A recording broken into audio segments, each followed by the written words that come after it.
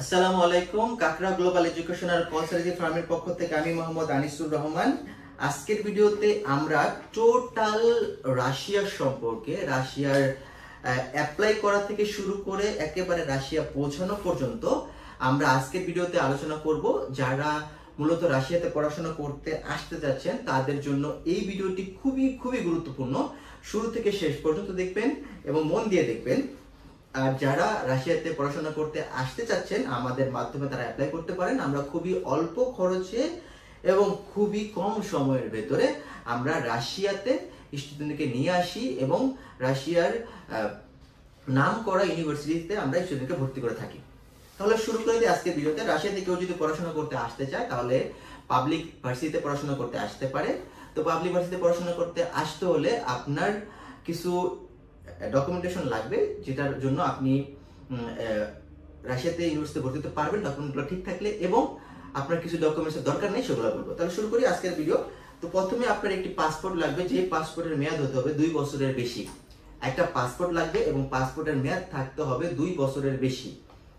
আপনাকে এসএসসি মানে আপনাকে স্কুল কমপ্লিট থাকতে হবে এসএসসি, এবং আপনার এইচএসসি কলেজ অথবা ডিপ্লোমা আপনার কমপ্লিট থাকতে হবে। এরপরে আপনি একটা ভার্সিটি চুজ করবেন। সেই ভার্সিটিতে রিকোয়ারমেন্ট অনুযায়ী যেমন ভার্সিটি আপনাকে বলবে যে আপনি 1 কপি ছবি পাঠাবেন, তখন আপনাকে 1 কপি ছবি দিতে হবে। এবং রাশিয়ার প্রত্যেকটা ভার্সিটিতেই আপনি যে ডকুমেন্টসগুলো দেবেন, passport, SSC certificate, HSC certificate, diploma certificate, অথবা যারা ব্যাচেলর করবেন তাদের ব্যাচেলর সার্টিফিকেট, যারা মাস্টার্স করবেন তাদের ব্যাচেলর সার্টিফিকেট দিতে হবে।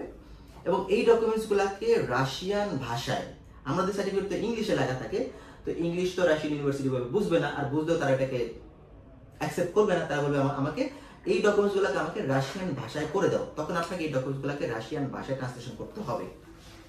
এরপর আমরা আসি পরবর্তী স্টেপ। আপনি যখন ডকুমেন্টসগুলো প্রসেস করে দিবেন, প্রসেস করার পরে যদি ওইখান থেকে কেউ আপনাকে হেল্প করে, না এখান থেকে রাশিয়া থেকে যদি কেউ আপনাকে হেল্প করে, তাহলে সে আপনাকে একটা প্রসেসিং ফি, একটা টাকা চার্জ করবে। সেটা তার উপর ডিপেন্ড করবে সে কত টাকা নিবে, আর আমাদের মাধ্যমে প্রসেস করলে আমরা কত টাকা নেব সেটা আমাদের কাছে জেনে নেবে। এরপরে সেই ডকুমেন্টসগুলোকে সে রাশিয়ার ইউনিভার্সিটিতে সাবমিট করবে। সে 2টা ভার্সিটিতে সাবমিট করতে পারে, সে 3টাতেও করতে পারে, সে 1টাতেও করতে পারে। সাবমিট হওয়ার পরে সে সেখান থেকে একটা অফার লেটার দিবে বা অ্যাকসেপ্টেন্স লেটার দিবে। অ্যাকসেপ্টেন্স লেটার কেমন হয় সেটা আমরা আজকে দেখব। এটা হচ্ছে একটা অ্যাকসেপ্টেন্স লেটার, একটা ভার্সিটির অ্যাকসেপ্টেন্স লেটার এটা। তো এরকম একটা অ্যাকসেপ্টেন্স লেটার দিবে। এরপরে আপনাকে বলবে যে আপনার তো ক্লাস শুরু হবে সেপ্টেম্বর মাসের 1 তারিখ থেকে, আপনি আনুষঙ্গিক কাজগুলো করেন। তো আপনি আনুষঙ্গিক কি কাজ করবেন? তো বাংলাদেশে আপনার আনুষঙ্গিক কি কাজ করতে হবে? আপনাকে করতে হবে বাংলাদেশে আপনার যে অরিজিনাল সার্টিফিকেটগুলো আছে, এই সার্টিফিকেটগুলোকে আপনাকে একটা কম্পিউটারের দোকান থেকে এইভাবে ফটোকপি করবেন। ফটোকপি করে 2 সেট ফটোকপি করবেন। এসএসসি, এইচএসসি অনার্স অথবা এসএসসি ডিপ্লোমা এইসবের 2 সেট ফটোকপি করবেন।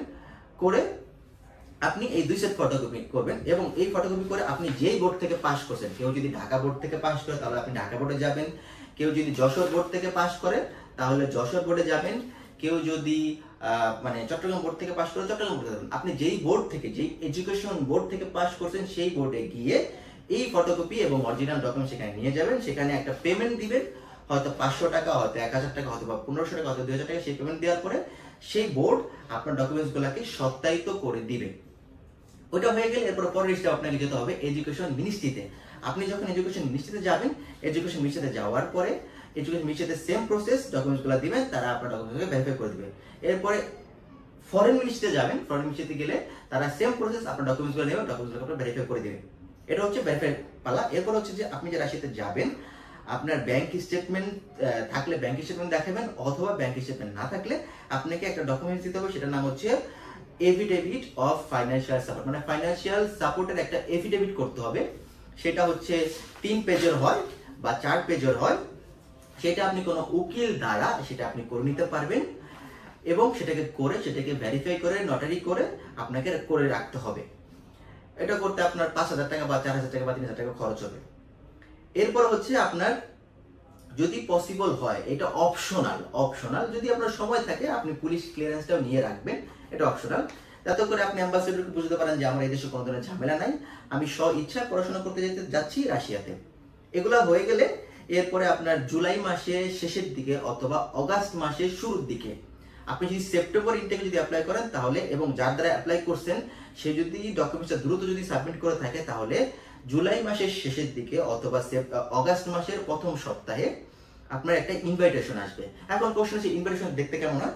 ইনভাইটেশনটা দেখতে হয় এমন, এটা হচ্ছে একটা স্টুডেন্টের ইনভাইটেশন, এটা হচ্ছে ইনভাইটেশন, এরকম একটা ইনভাইটেশন আপনাকে ইউনিভার্সিটি ইস্যু করে দিবে। এটা দিবে হচ্ছে এমবেদে রাশিয়া, হ্যাঁ রাশিয়ার এমবেদে এটা আপনাকে দিবে। এটা হচ্ছে ইলেকট্রনিক ইনভাইটেশন হবে, এটা হচ্ছে রাশিয়াতে যাওয়ার জন্য আপনার ভিসাটা উঠানোর জন্য, যেটা পাসপোর্টে যে ভিসাটা দিবে, যেটার জন্য অধীর আগ্রহে আপনারা অপেক্ষা করবেন, সেই ভিসাটা তোলার জন্য এই ডকুমেন্টসটা লাগবে। এবং কিছু কিছু ইউনিভার্সিটি থাকে যারা এগ্রিমেন্ট পেপার দেয়, তারা এই অফার লেটারটা দেয় না। কিছু ভার্সিটি আছে এই অফার লেটারটা দিবে এবং এগ্রিমেন্ট পেপারও দিবে, কিছু ভার্সিটি আছে এগ্রিমেন্ট পেপার দিবে কিন্তু এই অফার লেটারটা দিবে না।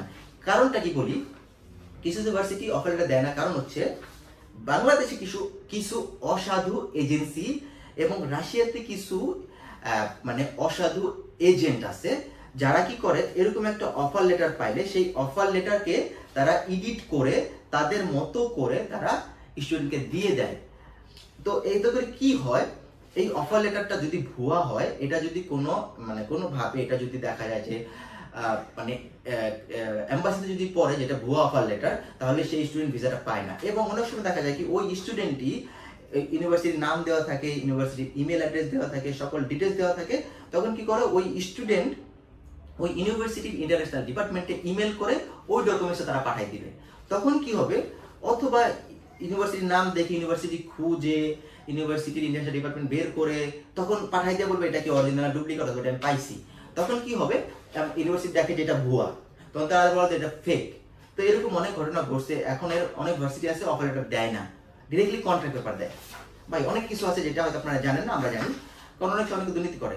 এরপরে হচ্ছে যে এমবাসি ফেস করার জন্য আপনার দুটো ডকুমেন্টস হয়ে গেছে, এবং আপনার এখন কি কি ডকুমেন্টস লাগবে? আপনার লাগবে হচ্ছে একটা ভিসা অ্যাপ্লিকেশন ফর্ম, একটা কোশ্চেনারি ফর্ম, ফটো, তারপর হচ্ছে পাসপোর্ট, আপনার অ্যাডমিশন লেটার মানে অফার লেটার, ইনভাইটেশন লেটার, তারপর ইউনিভার্সিটি কন্ট্যাক্ট পেপার দিলে কন্ট্যাক্ট পেপার, তারপর হচ্ছে আপনার অরিজিনাল সার্টিফিকেট এবং ট্রান্সক্রিপ্ট, আপনার ওই যে করা ভেরিফাই করা অ্যাটাস্টেড করা সত্যায়িত করা আপনার সার্টিফিকেট এবং ট্রান্সক্রিপ্ট।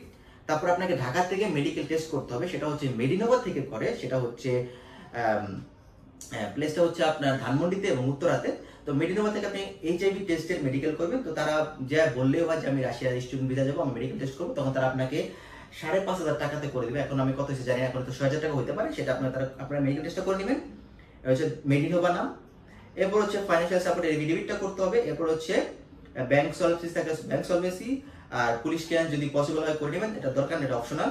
আর কভার লেটারটা লিখতে হবে ভিসা রিকোয়েস্ট লেটার, যেটা কভার লেটারে উল্লেখ করতে হবে যে আমার নাম অমুক, আমি ইউনিভার্সিটিতে পড়াশোনা করতে যেতে চাচ্ছি এবং আমি এই কোর্সে পড়াশোনা করব, পড়াশোনা করার পরে শেষ হলে আমি বাংলাদেশে ব্যাক করব, এরপরে আমি বাংলাদেশে জব করবো। এগুলো আবিজাবি দিয়ে একটা কভার লেটার লিখতে হয়, সেটা দিলে এম্বাসি যখন পড়ে, সেটা রাশিয়ান ভাষায় হলে সব থেকে বেস্ট হয়। তো আমরা রাশিয়ান ভাষায় লিখে দিতে পারি, অথবা আপনি চাইলে ইংলিশে লিখে আপনি ট্রান্সলেশন করে নিতে পারেন, যেটা আপনার একাউন্টে পার্সোনাল বিষয়।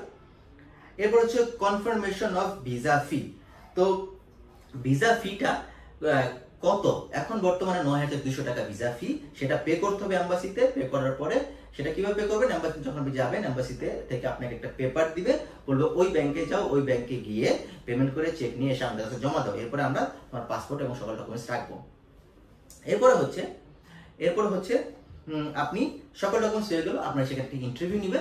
তো ইন্টারভিউ কি কি কোশ্চেন করে, কি কি কোশ্চেন করে না, সেগুলো সকল কোশ্চেনারি আমাদের কাছে আছে, চাইলে আমাদের সাথে যোগাযোগ করতে পারেন। যারা আমাদের মাধ্যমে অ্যাপ্লাই করবে, আমরা শুধু তাদেরকেই এই ইন্টারভিউয়ের কোশ্চেন এবং অ্যান্সার সব ডকুমেন্ট দিব, আমরা আমাদের সাইড থেকে সকল ডকুমেন্টস আমরা করে দিব অ্যাপ্লাই করা থেকে, যা যা শুনলেন এগুলা। তারপরে এখন আমরা জানবো যে আপনার এই ফি গুলা, এখানে কত টাকা ফি যাবে বাংলাদেশে খরচ হবে, ভিসা পাওয়ার আগ পর্যন্ত আপনার বাংলাদেশে কত টাকা খরচ হবে। তো ভিসা পাওয়ার আগ পর্যন্ত আপনার বাংলাদেশে খরচ হবে অ্যাডমিশন, ইনভাইটেশন, ডকুমেন্ট ট্রান্সলেশন, এই হাবিজাবি মানে প্রথম ধাপে admission, invitation, document translation Russian ভাষাতে, এগুলো করতে যাবে হচ্ছে আপনার মোটামুটি 5 থেকে 7,000 টাকার মতো। এরপর হচ্ছে এম্বাসি ফি হচ্ছে 9,200 টাকা, মেডিকেল টেস্ট বাংলাদেশে 5,500 টাকা, এরপর হচ্ছে আদার কস্ট, যেমন এফিডেভিট, সার্টিফিকেট অ্যাটাচ করা এডুকেশন বোর্ড থেকে, এডুকেশন মিনিস্ট্রি থেকে, ফরেন মিনিস্ট্রি থেকে, তারপর ফটো তোলা, তারপর ট্রান্সপোর্ট, এখানে যাওয়া এখানে যাওয়া, বাসে যাওয়া, ট্যাক্সিতে যাওয়া, কারে যাওয়া, এগুলোতে আপনার 9,000 টাকার মতো খরচ হবে। মোটামুটি 30,000 টাকা খরচ হবে আপনার শুরুতে ভিসাটা পাওয়া পর্যন্ত। ভিসা পাওয়া যখন আপনার হয়ে যাবে, এরপরে আপনি যে প্রতিষ্ঠান আপনার কাজ করবে সেই প্রতিষ্ঠানকে আপনার বাকি পেমেন্টটা করতে হবে, এবং অথবা যদি কোনো রিপ্রেজেন্টেটিভ কাজ করে আপনার হয়ে, তাহলে তার জন্য সে যেভাবে বলে সেভাবে আপনার শুনতে হবে।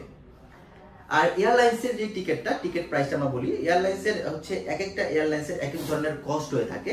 তো নর্মালি যারা যায় তারা ওই ঢাকা থেকে এয়ার অ্যারাবিয়াতেই অথবা চট্টগ্রাম থেকে এয়ার অ্যারাবিয়াতে যায়। তো সেটার টিকিট প্রাইসটা অনেক কম, দেখা যায় সেপ্টেম্বর মাসে 60 থেকে 70,000 টাকার ভিতরে এয়ার টিকিটটা থাকে। আর আপনি যদি অন্য কোনো এয়ারলাইন্সে যদি যান, তাহলে সেটা হচ্ছে আপনার এখন থেকে পার্সোনাল বিষয়, আপনি চাইলে 1.5 লক্ষ টাকার এয়ারলাইন্সে যেতে পারেন। সেটা হচ্ছে আপনি কি নিজে কিনে যাবেন, নাকি আপনার যে প্রতিষ্ঠান আপনাকে নিচ্ছে, যে প্রতিষ্ঠান এজেন্সি আপনাকে নিচ্ছে তারা কিনে দিবে, অথবা যে রিপ্রেজেন্টেটিভ আপনাকে নিচ্ছে সে কিনে দিবে, সেটা হচ্ছে আপনি আর তাদের সাথে যে ডিল হবে সেই ডিলের সাথে।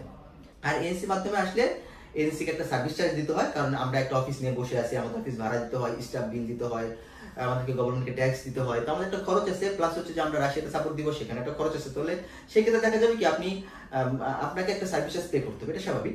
আমাদের সার্ভিস চার্জ আমরা ওইভাবে হিসাব করি না, আমাদের প্যাকেজ আছে, যে পুরো 1 বছরের একটা প্যাকেজ আমাদের কাছে আছে, যেখানে আমরা 1 বছরের টিউশন ফি, 1 বছরের হোস্টেল ফি, 1 বছরের medical insurance, visa fee, medical test, biometric fingerprint, airport pick up, bank account, metro card, SIM card এবং আনুষঙ্গিক সাপোর্ট আমরা তার ভিতরে দিয়ে থাকি। এবং আমরা আমাদের প্যাকেজের অনুযায়ী আমরা এয়ার টিকিটও দিয়ে থাকি, যদি প্যাকেজ ওইভাবে আপনারা যদি নেন। যদি কেউ ভর্তি হতে চান, সিরিয়াস ক্যান্ডিডেট আমাদেরকে ডিরেক্টলি বলবেন ভর্তি হতে চাই, আমরা আপনাদেরকে আমাদের সকল ইনফরমেশন আমরা আপনাদেরকে সেন্ড করে দিব, যাতে আপনি সকল কিছু দেখতে পারেন, বুঝতে পারেন, ক্লিয়ার থাকে। আমি সেটা বলে দিছি, তারপরও অনেক অনেক কোশ্চেন থাকতে পারেন। আর যার যে কোশ্চেন, একটু কষ্ট করে ভিডিও, আমার যে ইউটিউবে যে ভিডিও আছে সেই ভিডিওতে দেখেন, আপনার কোশ্চেনের অ্যান্সার আপনি সেখানে পেয়েও যেতে পারেন। যারা সেপ্টেম্বর ইনটেকে আবেদন করতে চাচ্ছেন, স্ক্রিনে দেখানো হোয়াটসঅ্যাপ নাম্বারে আমাদের সাথে যোগাযোগ করতে পারেন, অথবা আমাদের অফিসে এসে আপনি আপনার ডকুমেন্ট সাবমিট করতে পারেন। আমাদের অফিসটি ঢাকা সাভারে অবস্থিত। আপনি সাভার বাজার বাস স্ট্যান্ডে নেমে RS টাওয়ারে আসলে RS টাওয়ারের 2য় তলায় আমাদের অফিসটি দেখতে পাবেন। কাকড়া গ্লোবাল এডুকেশনাল কসমেটিক ফার্মের পক্ষ থেকে আমি ছিলাম মোহাম্মদ আনিসুর রহমান। অবশ্যই আমাদের চ্যানেলটি সাবস্ক্রাইব করবেন এবং আমাদের ভিডিও ভালো লাগলে লাইক করবেন, শেয়ার করবেন এবং কমেন্ট করবেন। আল্লাহ হাফিজ।